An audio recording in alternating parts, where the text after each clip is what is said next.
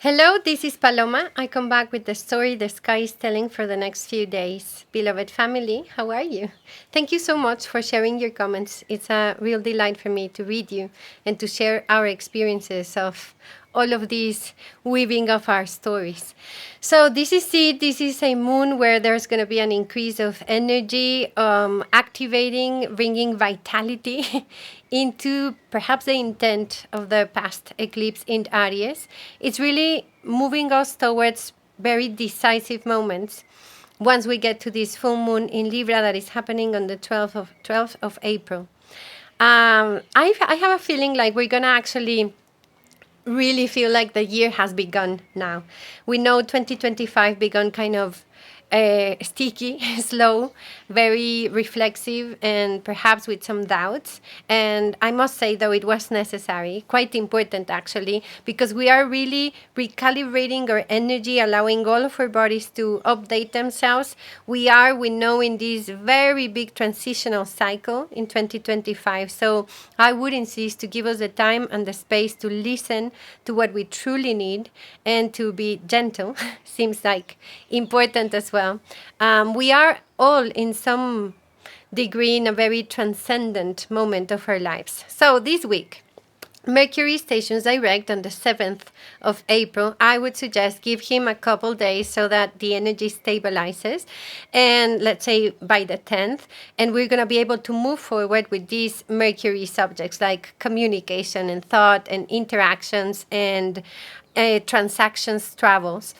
Our perception has been in a purification of sorts, and our ideas, our beliefs. So maybe we are changing our minds at this point. That might be part of the decision making that we have ahead, because there's been a lot of deep transformation. I mean, it's not only Mercury, it's Venus.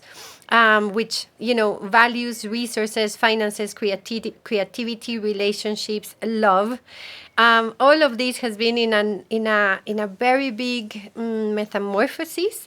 So this energy, we're gonna feel like a crescendo of energy, because first it's Mercury on the 7th, and then Venus on the 12th of April. She's gonna station direct as well. And they're both in Pisces, and by then we're going to have everything in direct motion for a little while. I think Venus is actually the main character of the next few days. All of the movements she's doing, all of the connections are really part of the chart of the full moon in Libra. So let's talk about that. This is a full moon on the 23rd degree of this, which is the school of relationships, of balance, equilibrium, harmony, beauty, justice, equity, and I think justice in particular is going to be a big subject for now. Let me give you a little context. 2023 and 2024, we were elaborating ourselves through this axis of evolution, which is Aries and Libra. We had eclipses there. And so this full moon, like any full moon, it's a combination, also a harvest, and a big moment of awareness, emotional awareness and consciousness of what this whole journey has been about. And to summarize, I suppose, it has been about restoring balance in all of our relationship patterns, mostly of the I am that I am and the we that we share. So this full moon, it's going to brings to the surface where is the lack of balance, for example, between giving and receiving, and how sometimes, because we have, I don't know, fear of rejection, of abandonment, because we are scared that we will lose belonging, we have chosen to cancel ourselves, to give up part of ourselves, or even cut off parts of ourselves, and even betray us, so we can maintain some sort of appearance of peace, the compliance of Libra. And this energy is just like this it's like a stop point to these dynamics. I remind us that we are in a process of being reborn, of remembering who we are, the I am that I am, of retrieving a healthy individuation, an identity for ourselves, and also a chosen path. And here comes the choice point. Actually, I do want to mention this is quite specific, but on the 14th of October 2023, we had an eclipse in Libra. It was a new moon on the 23rd degree, same degree as this full moon. So something from these last 18 months really comes to a term, and it gets completely clarified, and it's really like a propulsion energy for us to move to this side and to actually like present our action, our body with this for these decisions. So I can say this: the time to think about it, to ponder about it, to doubt about it has ended officially. We are going to be, most of us, we are going to be in front of big choices or decisions to make. Libra in its shadow energy is very doubtful, and there is like a lack of assertiveness. And that is the invitation to transcend this pattern and to present ourselves for our energy. Libra is air, so we are also invited to have a certain objectivity while we go through this moment. And it looks like, I mean, Mercury, Venus, direct, Libra, everything, it's like conversations, interactions that are needed, and that will probably bring new perspectives into our own story. We will bring new perspectives as well. And this is where I think we might appeal to the right to change our minds now that we've been through this whole journey of very reflective energy. Okay, so in the map of this full moon, we're going to see the opposition of the sun and the moon, and we're going to see the sun conjunct Chiron at the 23rd degree. And this is big, no? Because they do join once a year, but not necessarily in a full moon in Libra. So this is the light of consciousness, the warmth of the sun, holding, illuminating the wounded healer. So there is a very vulnerable weather, I would say, because Chiron hurts. You know, he touches this place of pain. And it is since 2018 that we've been working on this wound in Aries about being who we are, just our right to be ourselves, to walk our own path, to cultivate initiative, courage, bravery, to trust the inner spark that we arrived with into this life. So I see this moment as perhaps a realization or a revelation about yourself, about parts of you that now can be held in this warmth, in this light, for you to integrate into into the true wholeness of who you are. It can also be a harvest of the healing journey you've been on and what that has implied for you. There's always healing available when Chiron is touched like this, but there's also the triggers, right?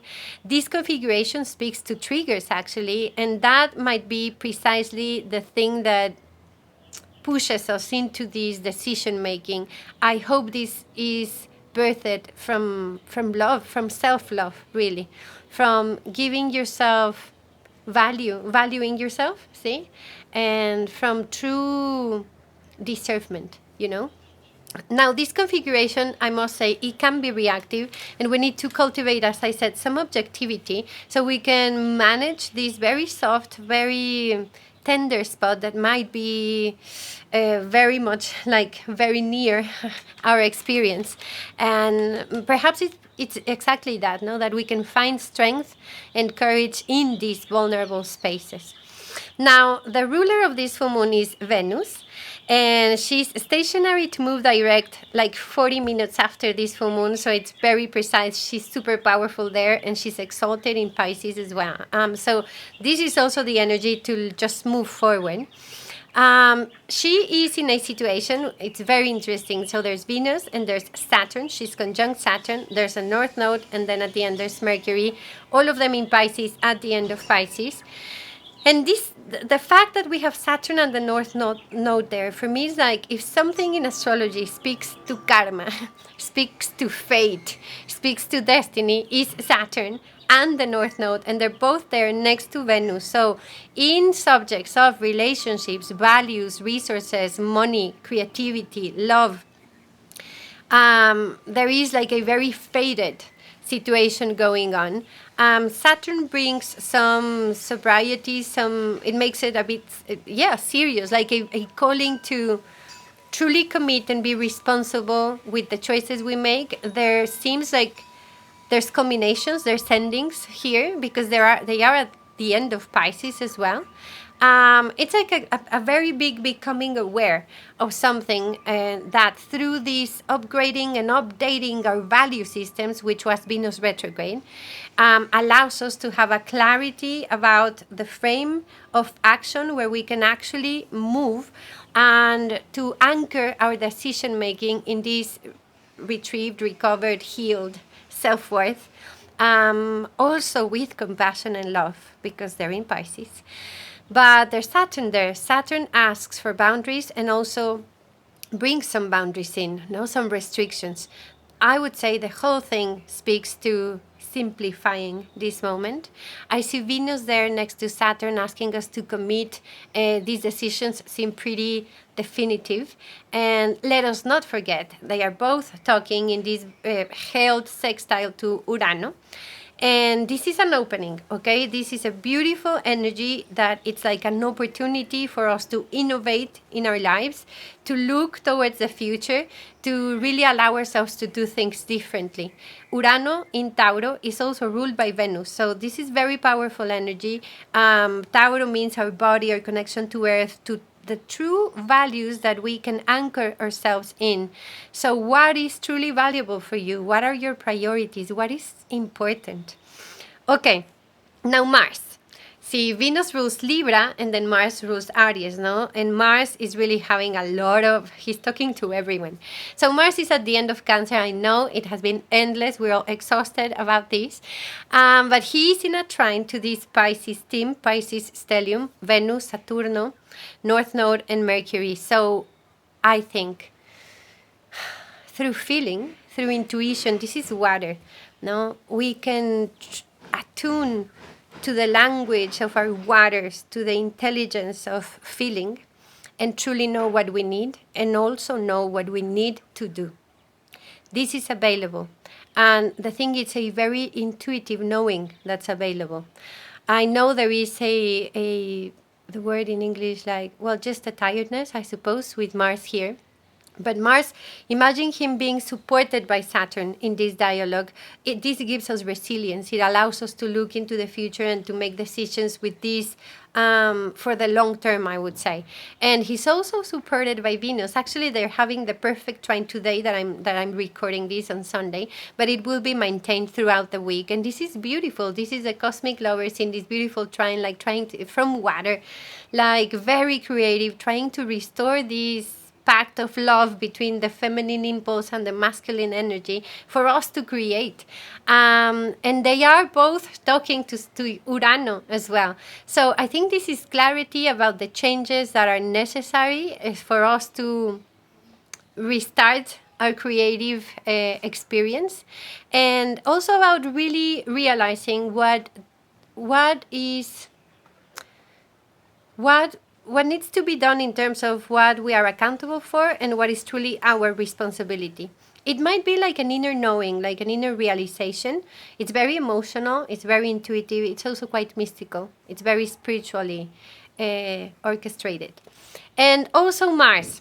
As I said, Mars is the ruler of the Aries situation with Chiron and the Sun. I think, and also Venus with Saturn, I think the first commitment that we are to honor is a commitment to ourselves. And from this self-love, from this very mature listening to what we need and becoming responsible for that, then I see new agreements, new contracts, new alliances. This implies to leave something behind, but there, if we add Urano there, it's revolutionary, okay? Okay, Mars. This is the other situation in the sky. He's actually squaring the Sun and Chiron and squaring the Moon, so it's a T-square.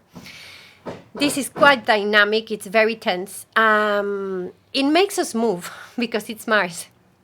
So I think it's going to be extremely uncomfortable, quite irritable to stay still with this energy. That's why it feels like we really need to move on here.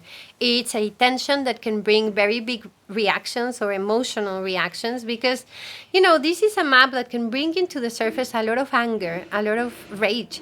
And it's so easy to enter these dynamics of projecting our anger with this one or other one or life or the world or whatever, because we're in the Libra energy. So I would say we need to really, really cultivate awareness of how we express what needs to be expressed, to really monitor our self-importance, to not take things so personally with this energy, and to just not be so dramatic, because Mars is quite exhausted. So a part of us is quite exhausted here, and there's something that hurts. There's Chiron there, and there is this tension in the axis of relationships. So Mars as well, he's moving towards his third and last opposition to Pluto, and this really adds intensity to the moment. So in a higher frequency, I would read this as like the boost of confidence and self-power that we needed, but if it's poorly integrated, this Mars here can actually be violent. So I think the root, like the saving grace, is the trine to the Pisces energy, because it invites us to have a spiritual perspective, with all this illumination. It is a full moon where we ought to see what needs to be seen, say what needs to be said, as well as hear what needs to be heard, and feel what needs to be felt. It cannot be repressed anymore, but how are we going to do this without reactivity and without violence? And I would say through this spiritual perspective of this understanding of the journey of our souls, which is a healing journey in itself, and through trusting, truly, like going back to what I was saying last week, I guess, now to this spiritual warrior that relies in trust to divine timing and to this intuitive guide. Bringing again this idea of perhaps moving the warrior, letting go of war, of letting go of these battles and surrendering, because it is clearly a moment to move on. In a evolutionary perspective, Mars here, in all his journey in Cancer, has been refining his connection to his waters, to his intuitive realms, and also to his emotional management, to his, like, really learning to cultivate safety, security, and belonging within himself, so this space can be expanded into whichever space or relational situation.